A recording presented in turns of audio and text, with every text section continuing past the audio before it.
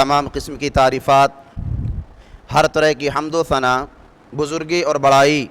اس اللہ تبارک و تعالیٰ کے لیے لائق اور زیبا ہے جو ہمارا مالک ہے، خالق ہے، رازق ہے۔ سب سے بہترین بات اللہ تبارک و تعالیٰ کی بات یعنی قرآن مجید ہے، اور سب سے بہترین راستہ اللہ کے نبی جناب محمد اکرم صلی اللہ علیہ وسلم کا بتایا ہوا راستہ ہے۔ دین میں نکالی ہوئی ہر نئی بات بدعت ہے، ہر بدعت گمراہی ہے، اور گمراہوں کا انجام جہنم کی دہکتی ہوئی آگ میں ہوگا۔ اس کے بعد بے شمار درود و سلام ہوں اس ہستی اقدس و مقدس پر جن کا نام نامی اسم گرامی محمد اکرم صلی اللہ علیہ وسلم ہے۔ محترم حضرات، نوجوان ساتھیوں، عزیز بچوں اور میری آواز کو سننے والی پردہ نشین ماؤں اور بہنوں، آج کے خطبہ جمعہ میں جس موضوع کو لے کر میں آپ حضرات کے روبرو حاضر ہوا ہوں وہ ہے عشرہ ذی الحجہ کے فضائل و اعمال۔ دیکھیے، اللہ تبارک و تعالی نے ہم سب کو اپنی عبادت کے لیے پیدا کیا ہے، اس لیے ہم سب کو چاہیے کہ اللہ رب العالمین کی مرضی کے مطابق، اس کی منشا کے مطابق اللہ رب العالمین کی عبادت کرتے ہوئے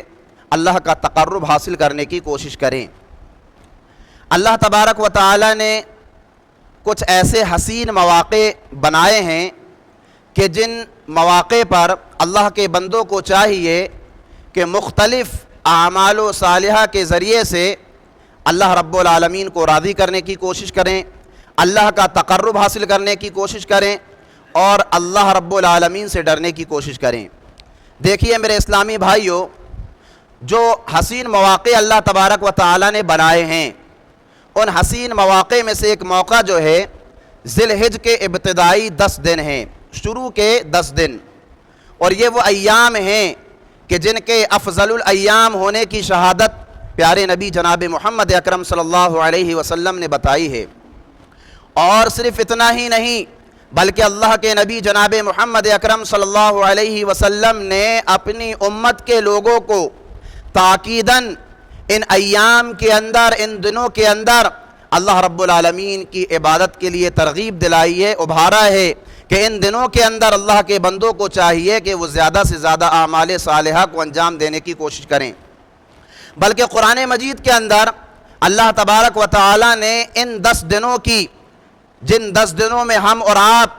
چند ہی دن کے اندر داخل ہونے والے ہیں، اللہ تبارک و تعالی نے قسم کھائی ہے۔ اللہ تبارک و تعالی قرآن مجید کے اندر فرما رہا ہے والفجر ولیال عشر، قسم ہے فجر کی اور قسم ہے 10 راتوں کی۔ مفسرین کرام ان 10 راتوں کے تعلق سے لکھتے ہیں اور کہتے ہیں کہ ان 10 راتوں سے مراد ذی الحجہ کے ابتدائی 10 دن ہیں، شروع کے 10 دن ہیں۔ علامہ ابن کثیر رحمہ اللہ نے اپنی تفسیر کے اندر اسی بات کو ذکر کیا ہے۔ تو اللہ تبارک و تعالی نے قرآن مجید کے اندر ولیال عشر کہہ کر، قسم کھا کر یہ بتایا ہے کہ ان 10 دنوں کی اللہ رب العالمین کے نزدیک بڑی اہمیت ہے، بڑی قدر و منزلت ہے، کیونکہ اللہ تبارک و تعالی انہی چیزوں کی قسم کھاتا ہے جو اللہ رب العالمین کے نزدیک محبوب ہوتے ہیں، اللہ رب العالمین کے نزدیک ان کی کوئی قدر ہوتی ہے، ویلو ہوتی ہے۔ اس لیے میرے اسلامی بھائیوں، چند ہی دن بچے ہیں، اللہ نے اگر ہمیں ان دنوں تک زندہ رکھا تو ہمیں اور آپ کو چاہیے کہ ان 10 دنوں کے اندر اللہ تبارک و تعالیٰ کو راضی کریں، اللہ رب العالمین کو خوش کریں۔ ویسے تو زندگی کے ہر دن میں ہمیں اللہ رب العالمین کو راضی کرنا چاہیے، خوش کرنا چاہیے، لیکن خاص طور سے ان 10 دنوں میں ہمیں اس سے بھی زیادہ بڑھ چڑھ کر کے حصہ لینا چاہیے۔ قرآن مجید میں اللہ تبارک و تعالیٰ نے فرمایا والذین جاہدوا فینا لنہدینہم سبلنا وَإِنَّ اللَّهَ لَمَعَ الْمُحْسِنِينَ، کہ جو لوگ اللہ کی راہ میں دین کے لیے مشقتیں برداشت کرتے ہیں، جد و جہد کرتے ہیں، محنت کرتے ہیں، اللہ رب العالمین فرما رہا ہے کہ ہم انہیں سیدھا راستہ دکھا دیں گے، جنت میں جانے والے راستے کی طرف لگا دیں گے۔ اور یاد رکھو کہ اللہ رب العالمین نیک کام کرنے والوں سے محبت کرتا ہے۔ تو میرے اسلامی بھائیوں، اگر ہم زندہ رہے اور ان دنوں میں اگر ہم داخل ہو گئے تو ان دنوں میں ہمیں بڑھ چڑھ کر اللہ تبارک و تعالیٰ کو راضی کرنے کی کوشش کرنی چاہیے۔ پیارے نبی جناب محمد اکرم صلی اللہ علیہ وسلم نے ذی الحج کے ابتدائی 10 دنوں کے تعلق سے ایک بات بیان فرمائی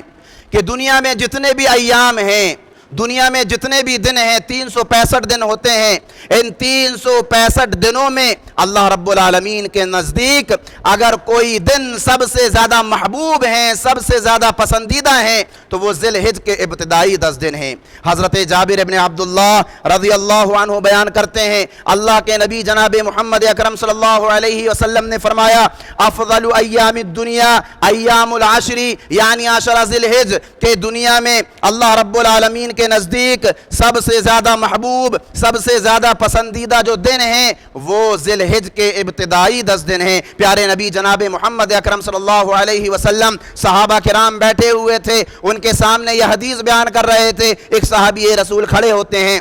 اور پوچھتے ہیں اے اللہ کے رسول، ایک بندہ مومن ہے جو اللہ کے راستے میں جہاد کرنے کے لیے نکلتا ہے، اور جہاد میں بہت زیادہ مشقتیں ہوتی ہیں، بہت زیادہ تکلیفیں ہوتی ہیں، بھوک کی مشقت، پیاس کی مشقت، سفر کی مشقت، مختلف جان کا خطرہ۔ اگر کوئی انسان اگر جہاد فی سبیل اللہ میں وقت گزارتا ہے تو کیا اس گزارے ہوئے وقت اور ان گزارے ہوئے دنوں سے زیادہ اللہ رب العالمین کے نزدیک یہ 10 دن ہیں؟ اللہ کے نبی جناب محمد اکرم صلی اللہ علیہ وسلم نے فرمایا ہاں، اگر کوئی بندہ مومن جہاد فی سبیل اللہ میں اللہ کے راستے میں اپنے آپ کو قربان کرنے کے لیے نکل گیا، اور جو بھی اس نے مشقتیں اٹھائیں، جو بھی اس نے تکلیفیں اٹھائیں، وہاں مشقتیں اٹھا کر، تکلیفیں برداشت کر کے اگر وہ صحیح و سالم زندہ واپس آ گیا تو اس کے جو گزارے ہوئے ایام ہیں ان ایام سے بھی زیادہ محبوب اللہ رب العالمین کے نزدیک ذی الحج کے یہ ابتدائی 10 دن ہیں۔ اللہ کے نبی نے فرمایا ہاں، یہ الگ بات ہے کہ کوئی بندہ مومن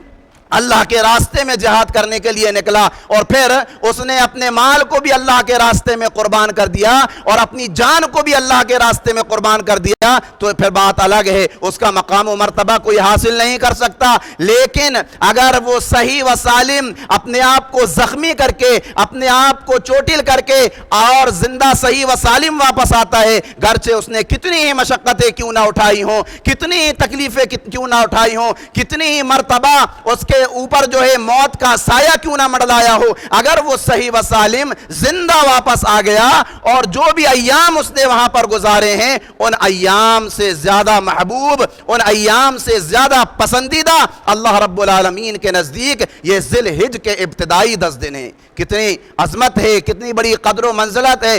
کتنا مقام رکھا گیا ہے ان 10 دنوں کا۔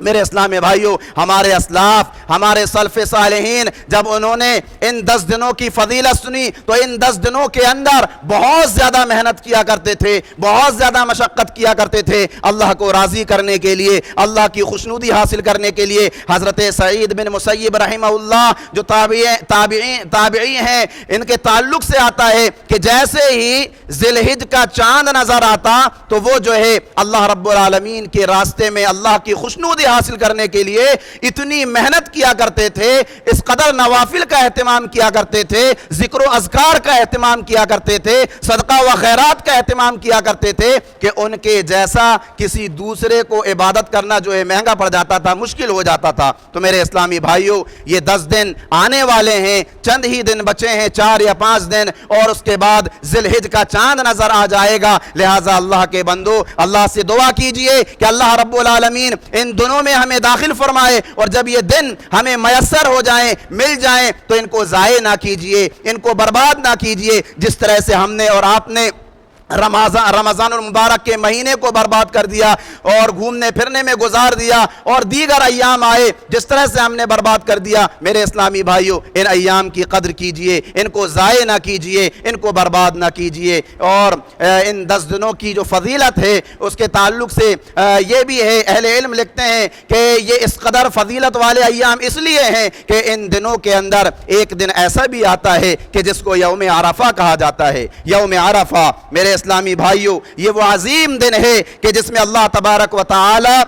تمام اہل عرفات کے لیے جو भी लोग हज के फरीदे को अंजाम देने के लिए जाते हैं, अराफात के मैदान पर बैठते हैं, अल्लाह के नबी जनाब मोहम्मद अकरम सल्लल्लाहु अलैहि वसल्लम फरमा रहे हैं कि तमाम अहले अराफात के लिए यह आम मगफिरत का अल्लाह रब्बुल आलमीन की जानिब से ऐलान होता है। वो जो भी दुआएं करते हैं अल्लाह रब्बुल आलमीन के सामने रोते हैं, गिड़गिड़ाते हैं, अल्लाह तबारक व तआला उनकी दुआओं को कबूल करता है। और ये वो अजीम दिन है कि जिसमें अल्लाह तबारक व तआला सबसे ज्यादा अपने बंदों को जहन्नम से आज़ाद करता है। बड़ा फजीलत वाला दिन है और बड़ी फजीलत वाला ये अशरा है मेरे इस्लामी भाइयों, इसकी हमें कदर करनी चाहिए और इसमें ज़्यादा से ज़्यादा अल्लाह रब्बुल आलमीन की इबादत करनी चाहिए। इमाम इब्न हजर अल अस्क़लानी रहमहुल्लाह इन दिनों की फजीलत के ताल्लुक से लिखते हैं कि ये अय्याम, ये 10 दिन क्यों अल्लाह रब्बुल आलमीन के सामने ज़्यादा महबूब हैं, पसंदीदा हैं। लिखते हैं वल्लज़ी यज़हरु अन्न सबबा फ़ी इम्तियाज़ अशर ज़िलहिज्जा लिमकान इज्तिमाई उम्महातुल इबादा व फ़ीही वहिया अस्सलात वस्सियाम वस्सदक़ा वल हज के अल्लाह रब्बुल आलमीन के नज़दीक ये अशरा जो है इसलिए सबसे ज़्यादा महबूब है, सबसे ज़्यादा पसंदीदा है, इसलिए कि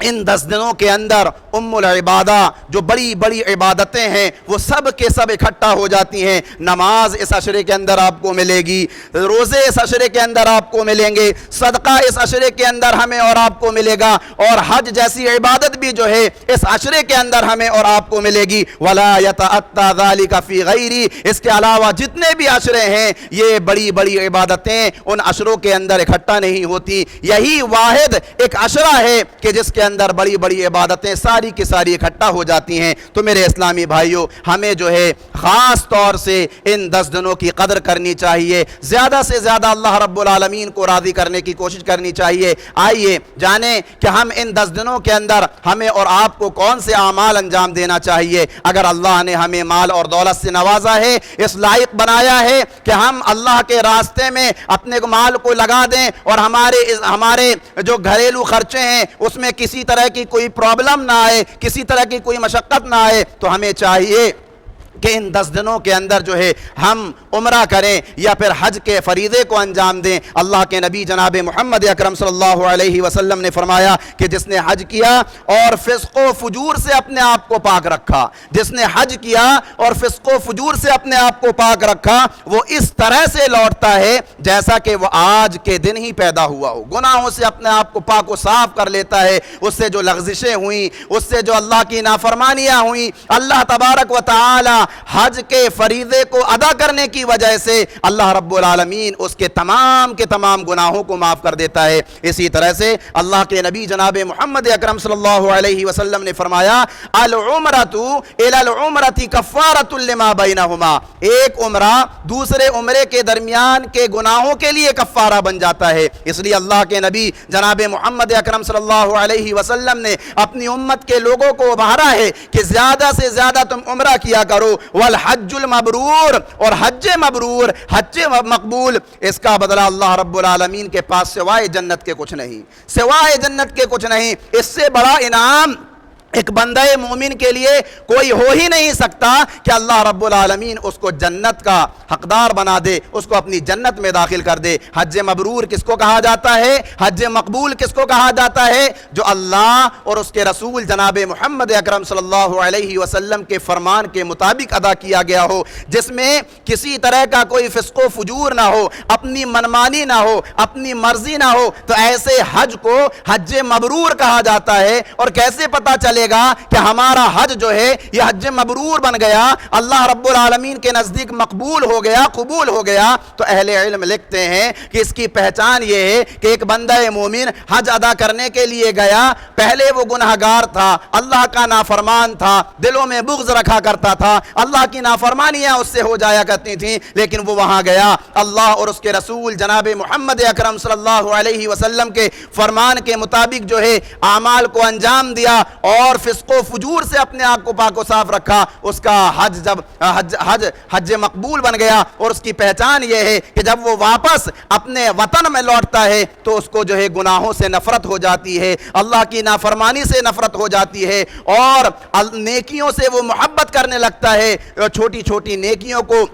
وہ حقیر نہیں سمجھتا، معمولی نہیں سمجھتا، تو ایسا شخص جو ہے یہ علامت بتائی گئی ہے کہ اس کا حج جو ہے یہ حج مقبول بن گیا ہے۔ تو اللہ کے بندو، اگر اللہ نے ہمیں مال اور دولت سے نوازا ہے، کوشش کیجئے کہ ان ایام میں ہم عمرہ کریں، اور اگر اللہ نے اور زیادہ مال دیا ہے تو حج کے فریضے کو انجام دیں۔ اسی طرح سے میرے اسلامی بھائیوں، ان 10 دنوں میں خاص طور سے ہمیں روزے کا بھی اہتمام کرنا چاہیے، روزے رکھنا چاہیے۔ روزے یہ اللہ رب العالمین کے پسندیدہ اعمال میں سے ایک عمل ہے۔ ایک نفلی روزہ ایک بندہ مومن اللہ کو راضی کرنے کے لیے رکھتا ہے۔ اللہ کے نبی جناب محمد اکرم صلی اللہ علیہ وسلم نے فرمایا کہ اللہ تبارک و تعالی اس کے چہرے کو جہنم کی آگ سے 70 سال کی مسافت تک دور کر دیتا ہے۔ ایک تیز رفتار گھوڑ سوار یا ایک تیز رفتار سواری پر آپ بیٹھ جائیے، 70 سال تک اس پر سوار رہیے، چلتے رہیے،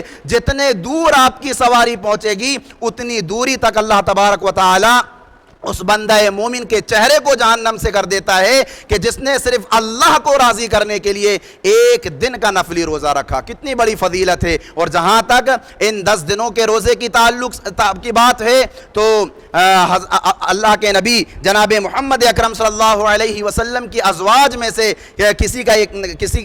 کی روایت ہے، وہ کہتی ہیں کہ کان رسول اللہ صلی اللہ علیہ وسلم یصوم 9 ذی الحجہ ویوم عاشوراء وثلاثة ایام من کل شہر۔ اللہ کے نبی جناب محمد اکرم صلی اللہ علیہ وسلم اس عشرے کے اندر 9 دن روزہ رکھا کرتے تھے۔ 10ویں دن کا روزہ تو رکھنا منع ہے۔ 9 دن اللہ کے نبی جناب محمد اکرم صلی اللہ علیہ وسلم روزہ رکھا کرتے تھے، عاشورہ کا روزہ رکھا کرتے تھے، اور ہر مہینے اللہ کے نبی جناب محمد اکرم صلی اللہ علیہ وسلم 3 روزہ رکھا کرتے تھے۔ اور یوم عرفہ کے روزے کی جہاں تک بات ہے، 9 تاریخ کا روزہ، تو اس کے تعلق سے اللہ کے نبی جناب محمد اکرم صلی اللہ علیہ وسلم سے سوال کیا گیا، اے اللہ کے رسول، ایک بندہ مومن اگر عرفہ کا روزہ رکھتا ہے اس کی کیا فضیلت ہے، اس کا کیا اجر و ثواب ہے؟ اللہ کے نبی جناب محمد اکرم صلی اللہ علیہ وسلم نے فرمایا کہ صوم یوم عرفۃ احتسب علی اللہ ان یکفر السنہ التي قبلہ والتي بعدہ۔ میں سمجھتا ہوں کہ یہ ایک روزہ جو 9 تاریخ کو رکھا جاتا ہے، اللہ رب العالمین اس روزے کی وجہ سے اس بندہ مومن کے 1 سال پچھلے گناہ اور 1 سال آنے والے جو چھوٹے چھوٹے گناہ ہیں، ان تمام کے تمام گناہوں کو اللہ تبارک و تعالی معاف کر دیتا ہے، پاک و صاف کر دیتا ہے۔ تو یہ فضیلت ہے میرے اسلامی بھائیوں۔ جیسا ہی اس ذی الحجہ کا چاند ہمیں اور آپ کو نظر آئے تو ہمیں جو ہے اللہ رب العالمین کو راضی کرنے کے لیے، اللہ کو خوش کرنے کے لیے ان ایام میں روزہ رکھنے کا اہتمام کرنا چاہیے۔ یہ نفلی روزے ہیں، یہ فرض روزے نہیں ہیں۔ اگر کسی نے نہیں رکھا تو کوئی گناہ بھی نہیں ہے، کوئی حرج بھی نہیں ہے، لیکن اگر ہم اور آپ ان روزوں کا اہتمام کریں گے تو اللہ رب العالمین کے بتائے ہوئے اجر و ثواب کو اور اس فضیلت کو ہم اور آپ حاصل کر سکیں گے۔ اسی طرح سے میرے اسلامی بھائیوں، ان 10 دنوں کے اندر ہمیں اور آپ کو جو ہے نماز کا اہتمام کرنا ہے۔ فرض نماز یہ تو ہمیں پڑھنا ہی پڑھنا ہے، اور نوافل بھی ہمیں پڑھتے رہنا چاہیے، لیکن ان 10 دنوں کے اندر خاص طور سے ہمیں نوافل کا اہتمام کرنا ہے، اس لیے کہ میرے اسلامی بھائیوں، نوافل نماز کی بہت بڑی فضیلت ہے۔ اللہ رب العالمین کے سامنے جب ہم اور آپ پیش کیے جائیں گے، اللہ رب العالمین ہمارے نامہ اعمال کو چیک کرے گا۔ فرض نمازوں میں اگر کوئی لغزشیں ہوئی ہوں گی، کوئی کوتاہیاں ہوئی ہوں گی، اللہ تبارک و تعالی فرشتوں سے کہے گا کہ فرشتوں اس کے نوافل کو چیک کرو، یہ بندہ دنیاوی زندگی میں نفل نماز کا اہتمام کیا کرتا تھا کہ نہیں۔ اگر اس کے نامہ اعمال میں نفل نماز ملے گی، اللہ تبارک و تعالی کہے گا کہ فرض نمازوں میں جو کوتاہیاں ہوئی ہیں، جو کمیاں ہوئی ہیں، ان کمیوں کو، ان کوتاہیوں کو ان نفل نماز کے ذریعے سے جو ہے پورا کیا جائے۔ حضرت ابو ہریرہ رضی اللہ عنہ بیان کرتے ہیں، اللہ کے نبی جناب محمد اکرم صلی اللہ علیہ وسلم نے فرمایا، اللہ فرماتا ہے کہ جو شخص میرے دوست سے دشمنی کرتا ہے میں اس کے خلاف جنگ کا اعلان کرتا ہوں، اور ایک بندہ مومن میرا تقرب اس چیز کے ذریعے سے حاصل کر سکتا ہے جو میں نے اس کے اوپر فرض کی ہے، اور ایک بندہ مومن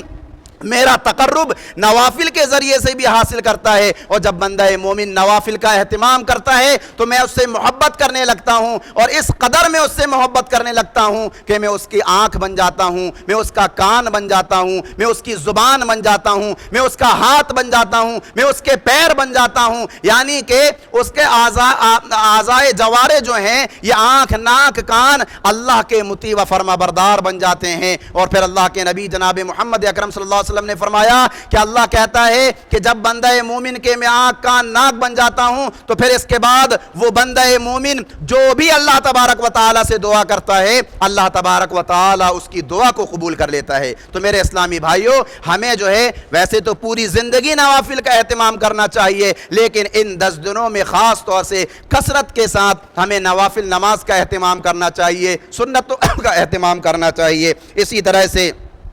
اللہ کے ذکر و اذکار سے اپنی زبان کو تر رکھیے، زیادہ سے زیادہ اللہ رب العالمین کا ذکر و اذکار کیجئے۔ حضرت عبداللہ ابن عمر رضی اللہ عنہ بیان کرتے ہیں کہ اللہ کے نبی جناب محمد اکرم صلی اللہ علیہ وسلم نے فرمایا کہ اللہ رب العالمین کے نزدیک یہ 10 دن بہت زیادہ محبوب ہیں، بہت زیادہ پسندیدہ ہیں، لہٰذا تم ان 10 دنوں میں فَأَكْثِرُوا فِيهِنَّ مِنَ التَّحْلِيلِ وَالتَّكْبِيرِ وَالتَّحْمِيدِ، کثرت کے ساتھ لا الہ الا اللہ کا ورد کرتے رہو، اللہ اکبر کا ورد کرتے رہو، الحمدللہ پڑھتے رہو، اور جو بھی اذکار ہیں ان اذکار کی پابندی کرو، کثرت کے ساتھ اللہ کا ذکر کرتے رہو۔ وَلَا ذِكْرُ اللَّهِ أَكْبَرُ، اس لیے کہ اللہ کا ذکر یہ بہت بڑی عبادت ہے۔ اللہ رب العالمین اللہ کا ذکر کرنے والوں سے خوش ہو جاتا ہے۔ پیارے نبی جناب محمد اکرم صلی اللہ علیہ وسلم جب معراج میں گئے، حضرت ابراہیم علیہ السلام سے ملاقات ہوئی۔ حضرت ابراہیم علیہ السلام نے پیارے نبی جناب محمد اکرم صلی اللہ علیہ وسلم سے کہا کہ آپ اپنی امت کو میری طرف سے سلام کہنا، اور ان سے کہہ دینا کہ دیکھو جنت جو ہے اس کی مٹی بڑی خوشبودار ہے، اور اس کی زمین جو ہے ہموار ہے، اور اس کا پانی بہت زیادہ میٹھا ہے، لہٰذا جنت کی زمین جو بالکل ہموار ہے اس میں آپ جو ہے پیڑ پودے لگا سکتے ہو۔ اور پھر حضرت ابراہیم علیہ السلام نے اللہ کے نبی سے کہا کہ سبحان اللہ پڑھو گے ایک پیڑ جنت میں لگ جائے گا، الحمدللہ پڑھو گے ایک پیڑ جنت میں لگ جائے گا، اللہ اکبر پڑھو گے ایک پیڑ جنت میں لگ جائے گا۔ تو میرے اسلامی بھائیوں، ذکر و اذکار کی بہت بڑی فضیلت ہے، لہٰذا ذکر و اذکار بھی ہمیں جو ہے ہمہ وقت کرتے رہنا چاہیے، لیکن ان 10 دنوں میں خاص طور سے ہمیں اور آپ کو جو ہے ذکر و اذکار کی پابندی کرنا چاہیے، ذکر و اذکار سے اپنی زبان کو تر رکھنا چاہیے۔ اسی طرح سے میرے اسلامی بھائیوں، اس عشرے کے اندر ہم اور آپ صدقہ و خیرات کر کے، غریبوں کی مدد کر کے، ضرورت مند کی ضرورت کو پورا کر کے، حاجت مندوں کی حاجت کو پورا کر کے اللہ کا تقرب حاصل کر سکتے ہیں، اللہ کی خوشنودی حاصل کر سکتے ہیں۔ اللہ تبارک و تعالی نے فرمایا یا ایھا الذین آمنوا انفقوا مما رزقناکم من قبل ان یأتی یوم لا بیع فیہ ولا خلۃ ولا شفاعہ، اے وہ لوگو جو ایمان لائے ہو، جو کچھ ہم نے تمہیں دیا ہے اس میں سے اللہ رب العالمین کے راستے پر خرچ کرتے رہو، قبل اس کے کہ ایک ایسا دن آ جائے کہ جس دن تمہاری تجارت تمہارے کام نہ آئے گی، تمہاری دوستی تمہارے کام نہ آئے گی، اور نہ ہی کسی کی سفارش تمہارے کام آئے گی۔ لہٰذا اللہ کے بندو، ہمیں اور آپ کو جو ہے خاص طور سے ان 10 دنوں میں اللہ کے راستے میں مال کو خرچ کرنا چاہیے، ضرورت مندوں کی ضرورت کو پورا کرنا چاہیے۔ یہ نہیں سوچنا چاہیے کہ ہم نے اگر اللہ کے راستے پر یا کسی غریب کو اپنا مال دے دیا تو ہمارے مال میں کمی ہو جائے گی۔ اللہ کے نبی نے فرمایا ما نقصت صدقۃ من مال، صدقہ و خیرات کرنے سے مال میں کمی نہیں ہوتی۔ اللہ تبارک و تعالی ہر اس بندہ مومن کے مال میں برکت دے دیتا ہے، اس کے مال کو بڑھا دیتا ہے جو اللہ کے راستے میں اپنے مال کو خرچ کرتے رہتے ہیں۔ تو ان ایام کے اندر خاص طور سے ہمیں اور آپ کو جو ہے صدقہ و خیرات کر کے بھی اللہ تبارک و تعالیٰ کو راضی کرنے کی کوشش کرنی چاہیے۔ اسی طرح سے میرے اسلامی بھائیوں، اس عشرے کا سب سے آخری دن جو ہوتا ہے وہ قربانی کا دن ہے، اور قربانی یہ اللہ رب العالمین کے قرب کا بہترین ذریعہ ہے، اور پیارے نبی جناب محمد اکرم صلی اللہ علیہ وسلم کی سنت مبارکہ ہے جس پر آپ صلی اللہ علیہ وسلم نے ہر سال عمل کیا، ہر سال آپ صلی اللہ علیہ وسلم نے قربانی کی۔ بخاری کی حدیث حدیث ہے، حضرت برا ابن عازب رضی اللہ عنہ بیان کرتے ہیں کہ اللہ کے نبی جناب محمد اکرم صلی اللہ علیہ وسلم نے عید کی نماز پڑھائی، عید الاضحیٰ کی نماز پڑھائی۔ اس کے بعد اللہ کے نبی نے کہا کہ اب ہم نے نماز پڑھ لی ہے، اس کے بعد جو ہے ہم اب یہاں سے جائیں گے اور قربانی کریں گے۔ پھر اللہ کے نبی نے فرمایا من فعلہ فقد اصاب سنتنا، کہ جس نے ایسا کیا یعنی پہلے عید کی نماز پڑھی اور اس کے بعد پھر گھر جا کر کے قربانی کی تو اس نے میری سنت کو پا لیا۔ تو یہ پیارے نبی جناب محمد اکرم صلی اللہ علیہ وسلم کی سنت ہے۔ حضرت عبداللہ ابن عمر رضی اللہ عنہ بیان کرتے ہیں کہ ان سے کسی نے پوچھا کہ کیا قربانی کرنا واجب ہے؟ تو انہوں نے کہا ضحیٰ رسول اللہ صلی اللہ علیہ وسلم والمسلمون، کہ قربانی اللہ کے نبی نے کی اور مسلمانوں نے کی۔ پھر اس نے یہی سوال کیا کہ کیا قربانی کرنا واجب ہے؟ تو حضرت عبداللہ ابن عمر رضی اللہ عنہ نے کہا کہ اتعقلوا ضحیٰ رسول اللہ صلی اللہ علیہ وسلم والمسلمون، کیا تم عقل نہیں رکھتے ہو کہ اللہ کے نبی نے قربانی کی اور مسلمانوں نے قربانی کی؟ یہ ترمذی کی حدیث ہے۔ اس حدیث کو لکھنے کے بعد امام ترمذی، اس حدیث کو نقل کرنے کے بعد امام ترمذی کہتے ہیں وَالْعَمَلُ عَلَى هَذَا عِنْدَ أَهْلِ الْعِلْمِ أَنَّ الْأَضْحِيَةَ لَيْسَتْ وَاجِبَةً وَلَكِنَّهَا سُنَّةٌ مِّن سُنَنِ رسول اللہ صلی اللہ علیہ وسلم۔ اہل علم کہتے ہیں کہ قربانی یہ واجب نہیں ہے بلکہ پیارے نبی جناب محمد اکرم صلی اللہ علیہ وسلم کی سنت مبارکہ میں سے ایک سنت ہے جس پر عمل کرنا مستحب ہے۔ آپ صلی اللہ علیہ وسلم جب مکہ سے مدینہ آئے تو 10 سال مدینہ رہے، اللہ کے نبی نے ہر سال قربانی کی۔ تو یہ سنت ہے، واجب نہیں ہے، لیکن جو صاحب حیثیت ہیں، مالدار ہیں، اللہ نے انہیں نوازا ہے، انہیں چاہیے کہ وہ قربانی ضرور کریں، اس لیے کہ اللہ کے نبی جناب محمد اکرم صلی اللہ علیہ وسلم نے فرمایا کہ جو قربانی کی طاقت رکھتا ہے اس کے باوجود وہ قربانی نہیں کرتا، جانور کو اللہ کے راستے میں ذبح نہیں کرتا، تو کوئی ضرورت نہیں کہ وہ ہماری عیدگاہ میں آئے اور نماز عید کو ادا کرے۔ تو اللہ کے نبی نے اس حدیث مبارکہ کے اندر سختی سے کہا ہے کہ جو صاحب حیثیت ہیں، جو مالدار ہیں، جن کے پاس روپیہ اور پیسہ ہے، انہیں چاہیے کہ وہ اللہ کو راضی کرنے کے لیے جانور خریدیں اور اللہ کے راستے پر جو ہے اس کو قربان کریں۔ اسی طرح سے میرے اسلامی بھائیوں، اللہ کے نبی جناب محمد اکرم صلی اللہ علیہ وسلم کا یہ بھی فرمان ہے کہ اللہ کے نبی نے فرمایا من رآ ہلال ذی الحجہ واراد ان یضحی فلا یاخذ من شعرہ ولا من اظفارہ، کہ جو بھی شخص قربانی کا ارادہ رکھتا ہے، اس کی نیت ہے کہ مجھے قربانی کرنا ہے، اور پھر ذی الحج کا چاند نظر آ گیا، تو اللہ کے نبی نے فرمایا کہ اسے چاہیے کہ نہ تو وہ اپنے بالوں کو کٹوائے اور نہ ہی جو ہے اپنے ناخنوں کو چھوٹا کرے، چھوڑ دے۔ عید ذی الحج کا چاند دیکھنے کے بعد اور پھر جب وہ قربانی کرتا ہے تو اس کے بعد اپنے بالوں کو بھی چھوٹا کروا لے اور اپنے ناخنوں کو بھی کٹوا لے۔ تو یہ پیارے نبی جناب محمد اکرم صلی اللہ علیہ وسلم کی تعلیم ہے۔ قربانی بہت ہی قریب ہے، ہم میں سے جو ہے اکثریت لوگوں کی ایسی ہے جو جانوروں کو تلاش کر رہی ہے اللہ کے راستے میں جانوروں کو ذبح کرنے کے لیے۔ تو میرے اسلامی بھائیوں، ہم جب بھی جانور کا انتخاب کریں تو کچھ چیزوں کا ہمیں اور آپ کو جو ہے خیال رکھنا چاہیے۔ اللہ تعالیٰ نے قرآن مجید کے اندر فرمایا وَلِكُلِّ أُمَّةٍ جَعَلْنَا منسکا لیذکروا اسم اللہ علی ما رزقہم من بہیمۃ الانعام۔ اللہ تعالیٰ فرما رہا ہے کہ ہم نے ہر امت کے لیے قربانی کا ایک طریقہ مقرر کر رکھا ہے تاکہ وہ بہیمۃ الانعام، جو چوپائے ہم نے انہیں کھانے اور پینے کے لیے دے رکھے ہیں، ان پر اللہ تبارک و تعالیٰ کا نام لیں، یعنی بسم اللہ اللہ اکبر پڑھ کر کے جو ہے جانور کی گردن پر چھری چلائیں۔ وہ کون سے جانور ہیں کہ جن کو ہمیں اللہ رب العالمین کے راستے پر قربان کرنا چاہیے عید الاضحیٰ کے موقع پر؟ تو میرے اسلامی بھائیوں، سورۃ الانعام کے اندر اللہ تبارک و تعالی نے ان 8 جوڑوں کا تذکرہ فرمایا ہے، اونٹ، اونٹنی، گائے، بیل، بکرا، بکری، بھیڑ اور دمبا۔ یہ 8 جانور ہیں، انہی جانوروں کی ہمیں اور آپ کو جو ہے اللہ رب العالمین کے راستے میں قربانی کرنا چاہیے۔ اسی طرح سے ہم اور آپ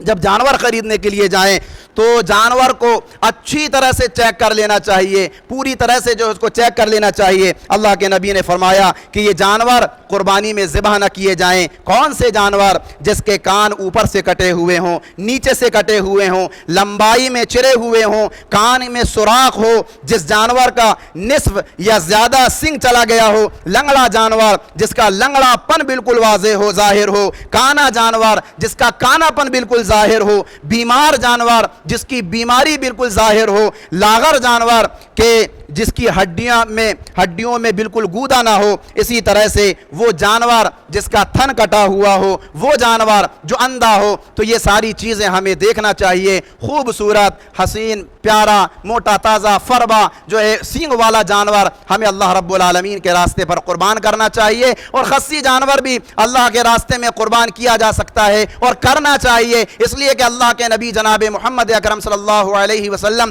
ترمذی کی حدیث ہے، قربانی کے موقع پر جو ہے دو موٹے تازے فربا سینگ والے خصی جانور ذبح کیا کرتے تھے۔ تو یہ پیارے نبی جناب محمد اکرم صلی اللہ علیہ وسلم سے ثابت ہے، اسے ہمیں اور آپ کو جو ہے عیب تصور نہیں کرنا چاہیے۔ جو چیز اللہ کے نبی سے ثابت ہو گئی تو وہ چیز جو ہے عیب سے باہر ہو جاتی ہے۔ جانور کو خصی کر لینے میں بہت سارے فائدے ہیں، اس کے گوشت میں لذت آ جاتی ہے، اور پیشاب کی بو جو دوسرے جانوروں میں سے آتی ہے وہ بو بھی جو ہے ختم ہو جاتی ہے۔ اس کا ہمیں اور آپ کو خیال رکھنا چاہیے۔ اسی طرح سے جانور لیتے وقت ہمیں یہ بھی دیکھنا چاہیے کہ جانور جو ہے دو دانتا ہے یا نہیں۔ اللہ کے نبی نے فرمایا لا تذبحوا الا مسنہ، کہ دو دانتا جانور ہی اللہ رب العالمین کے راستے میں قربان کرو۔ ایسا جانور جس کے دودھ کے دانت ٹوٹ گئے ہوں اور اوریجنل جو دانت ہوتے ہیں وہ دو دانت باہر آ گئے ہوں۔ اسی طرح سے یہ بھی خیال رکھیں کہ ایک بکرا یا ایک بکری یہ پورے گھر والوں کے لیے کفایت کر جاتی ہے، کافی ہو جاتی ہے۔ ضروری نہیں ہے کہ ایک گھر میں جو ہے 5 5 7 7 8 8 10 10 جانور ذبح کیے جائیں۔ ہاں اگر اللہ نے مال سے نوازا ہے تو اللہ کی رضا کے لیے، اللہ کی خوشنودی کے لیے زیادہ جانور بھی جو ہے ذبح کیے جا سکتے ہیں، قربان کیے جا سکتے ہیں۔ اور اسی طرح سے ریاکاری سے بچیں، دکھلاوے سے بچیں، اور جو ہے یہ بہت جو ہے بڑا جرم ہے ریاکاری کرنا، دکھلاوا کرنا۔ کتنے سارے مسلمان بھائی ایسے ہیں کہ جو جانور خرید کر کے تو لاتے ہیں لیکن انہیں اس وقت تک سکون نہیں ملتا جب تک کہ وہ محلے کے لوگوں کو، پاس پڑوس والوں کو اس کی قیمت نہ بتا دیں اور اس کے گلے پر ہار اور مالا چڑھا کر کے پوری سوسائٹی میں، پورے محلے میں اس کو گھما نہ دیں، تب تک ان کو سکون نہیں ملتا۔ اللہ کے بندو، اللہ کی رضا کے لیے ہمیں جانور قربان کرنا چاہیے، اس لیے کہ اللہ کے یہاں قربانی کے جانور کا نہ گوشت پہنچتا ہے نہ ہی خون پہنچتا ہے۔ اللہ کے یہاں جو چیز پہنچتی ہے وہ ہمارا اور آپ کا تقوی ہے۔ آخری بات یاد رکھیے کہ بے نمازی کی قربانی بھی جو ہے اللہ رب العالمین ایکسیپٹ نہیں کرتا، قبول نہیں کرتا۔ ہم نماز کا اہتمام نہیں کر رہے ہیں، جمعہ مسجد میں آ گئے، رمضان میں نماز کی پابندی کر لی اور عیدین میں ہم نے نماز کا اہتمام کر لیا، ایسے بے نمازیوں کی قربانی کو اللہ تبارک و تعالی قبول نہیں کرتا۔ وہ لوگ جو بے نمازی ہیں، نماز کا اہتمام نہیں کرتے، انہیں پہلے نماز کا پابند بننا چاہیے۔ ایسے لوگ جو بے نمازی ہیں ان کو دیکھا جاتا ہے کہ عید کی نماز میں بہت زیادہ بے چین ہوتے ہیں، بے قرار ہوتے ہیں، اور جیسے ہی عید کی نماز ختم ہوتی ہے لنگی اور کپڑا پہن کر کے جو ہے گھر میں سب سے پہلے جانور کو جو ہے جانور کی گردن میں چھری چلاتے ہیں اور پھر پورے محلے میں، پورے معاشرے میں فون کر کر کے دعوت دیتے ہیں۔ تو یاد رکھیے میرے اسلامی بھائیوں، ایسے لوگوں کی قربانی کو اللہ تبارک و تعالی قبول نہیں کرتا۔ شیخ ابن عثیمین فرماتے ہیں کہ جو شخص نماز نہیں پڑھتا نہ اس کی قربانی قبول ہوگی اور نہ ہی اس کا ذبح کیا ہوا جانور کھایا جائے گا، اس لیے کہ یہ حرام ہے۔ تو اس کا ہمیں اور آپ کو خیال رکھنا چاہیے۔ جانور کو ذبح کرنے سے پہلے، اللہ کے راستے میں قربان کرنے سے پہلے اپنے نفس کو قربان کیجئے اور نمازی بنائیے، 5 وقتہ نمازوں کا اہتمام کیجئے، اس کے بعد اللہ کے راستے میں اپنے جانور کو قربان کیجئے۔ تو یہی چند اہم اور ضروری باتیں تھیں۔ اللہ تبارک و تعالیٰ سے دعا ہے الہ العالمین ہم تمام کے تمام مسلمانوں کو قرآن اور حدیث کے مطابق زندگی گزارنے والا بنا۔ الہ العالمین ہم بیمار ہیں، ہم جو ہے گناہگار ہیں، خطاکار ہیں، ہم سے بڑی بڑی بیماریاں جو ہیں سرزد ہو گئی ہیں۔ پروردگارہ تیری ذات گناہوں کو معاف کرنے والی ہے، تو ہمارے تمام کے تمام گناہوں کو معاف کر دے۔ الہ العالمین وہ بھائی جو بیمار ہیں، جن کو بڑی بڑی بیماریوں نے اپنے شکنجے میں لے لیا ہے، تیری ذات شفا دینے والی ہے۔ الہ العالمین ان تمام کے تمام بھائیوں کو شفائے کاملہ عاجلہ عطا فرما۔ الہ العالمین ہم تمام کے تمام مسلمانوں کو بروز قیامت جہنم کی دہکتی ہوئی آگ سے بچا کر اپنی جنت میں داخل فرما۔ آمین ثم آمین۔ وآخر دعوانا ان الحمد للہ رب العالمین۔